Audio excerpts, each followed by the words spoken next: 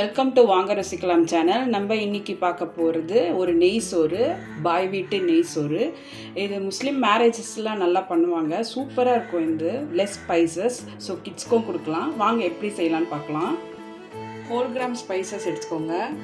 பிரியாணி இலை, ஒரு அன்னாச்சி மூகு, கல்பாசி இலை, கிராம்பு, பட்டை, சோம்பு, அரை ஸ்பூனு, 2 ஏலச்சி. 4 gram spices. ஒரு 10 முந்திரி இந்த மாதிரி பொடியாக கட் பண்ணி, நான் முழு முந்திரி கட் பண்ணி எடுத்திருக்கேன். இது ஆப்ஷனல் தான், கொஞ்சம் டேஸ்ட்டுக்காக நான் போடுறேன். 2 பெரிய வெங்காயம் இந்த மாதிரி ஸ்லைஸ் பண்ணி எடுத்துக்கோங்க. Ginger garlic paste 2 tablespoon. கொத்தமல்லி கொஞ்சமாக எடுத்துக்கோங்க. ஒரு அரை கை அளவுக்கு புதினா பொடியாக கட் பண்ணி எடுத்திருக்கேன். பச்சை மிளகா 2 கீரி எடுத்திருக்கேன். காரத்துக்கு நம்ம பச்சை மிளகா தான் யூஸ் பண்ணுறோம், வேறு எந்த மசாலா தூளும் கிடையாது. தக்காளி 2 சின்ன தக்காளி இந்த மாதிரி க்யூபாக கட் பண்ணி எடுத்துக்கோங்க. 1.5 கப்பு பாஸ்மதி ரைஸு நான் 15 மினிட்ஸ் கழுவி சோக் பண்ணி எடுத்திருக்கேன். 3 டேபிள் ஸ்பூன் பசுநெய் எடுத்திருக்கேன். வேறு எந்த ஆயிலும் நம்ம யூஸ் பண்ண போகிறதில்ல. நீங்கள் எந்த நெய் வேணால் யூஸ் பண்ணலாம். நெய்யில் பண்ணால் தான் இந்த ரைஸ் நல்லாயிருக்கும். இதுதான் தேவையான பொருட்கள். வாங்க எப்படி செய்யலான்னு பார்க்கலாம். ஒரு குக்கர் எடுத்துக்கோங்க. ஃபஸ்ட்டு நான் கொஞ்சமாக நெய் ஊற்றிக்கிறேன். முந்திரியை வறுத்து எடுத்துக்கலாம். இந்த மாதிரி ப்ரௌனாக வறுத்து எடுத்துக்கோங்க, லைட் ப்ரௌனாக. இப்போ அதே பேனில் மீதி இருக்க எல்லா கீயும் ஊற்றிடுங்க. ஆயிலே கிடையாது, வெறும் கீயில் தான் செய்ய போகிறோம். கீ காஞ்சிச்சு, நான் பிரிஞ்சி இலை போட்டுக்கிறேன். அப்புறம் இந்த கல்பாசி, மராட்டி மொக்கு, அப்புறம் கிராம்பு, பட்டை, கடைசியாக ஏலச்சி, சோம்புத்தூள். இதெல்லாம் நல்லா பொரியட்டும்.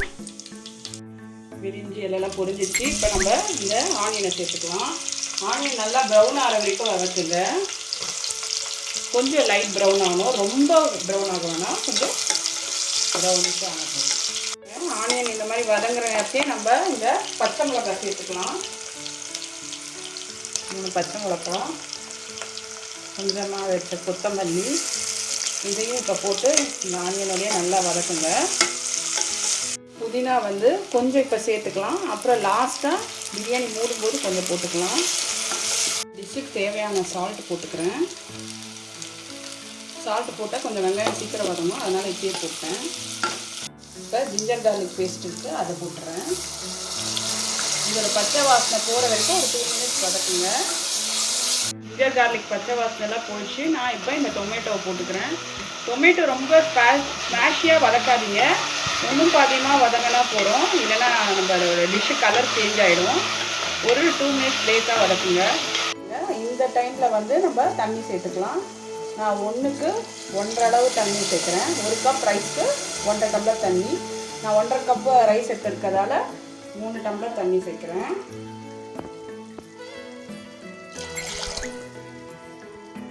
தண்ணி சேர்த்து நல்லா பாயில் ஆகட்டும். தக்காளி ரொம்ப ஓவர் குக் பண்ணாதீங்க, அது கொஞ்சம் சாப்பிடும்போது நல்லா தெளிப்படுற மாதிரியே இருக்கணும். இப்போ அது பாயில் ஆகட்டும். பாருங்கள், இப்போ நல்லா பாயில் ஆகுது. இந்த நேரத்தில் நம்ம ரைஸை சேர்த்துக்கலாம். ரைஸ் சேர்த்து இப்போ வேணால் நீங்கள் சால்ட்டு பார்த்துக்கோங்க கரெக்டாக இருக்கா இல்லையான்னு.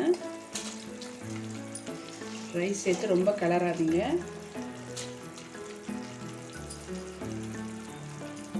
இது லேசாக தள்ளி. இந்த ஸ்டேஜில் நான் ஒரு 1/2 லெமன் புழிகிறேன். இது ஆப்ஷனல் தான், உங்களுக்கு வேணும் இந்த ஃப்ளேவர் வேணும்னா புழிஞ்சிக்கோங்க. லெமன் போடணும்னு அவசியம் இல்லை. நான் 1/2 லெமன் புழிஞ்சிட்டேன். இப்போ நல்லா ரைஸ் மேலே வர வரைக்கும் வெயிட் பண்ணிவிட்டு நம்ம தம் போடலாம். பாருங்கள், கொஞ்சம் கொஞ்சமாக இப்படி மேலே வருது. இன்னும் ஒரு 2 மினிட்ஸில் நம்ம குக்கரை மூடிடலாம். இப்போ லாஸ்ட்டாக இந்த புதினா இலை சேர்த்துடலாம், லெஃப்ட் ஓவர் புதினா.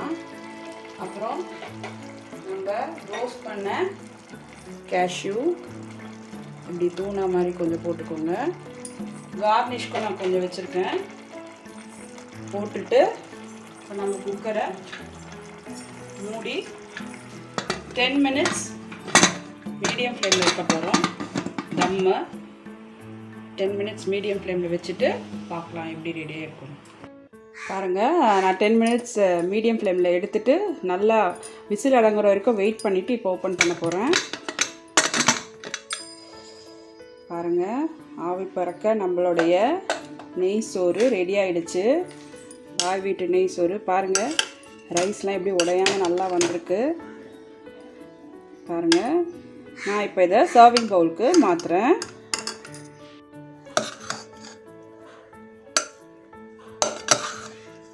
பாருங்கள், சூப்பராக ரெடி ஆயிடுச்சு. நான் இப்போ இதை சர்விங் பவுலுக்கு மாற்றுறேன்.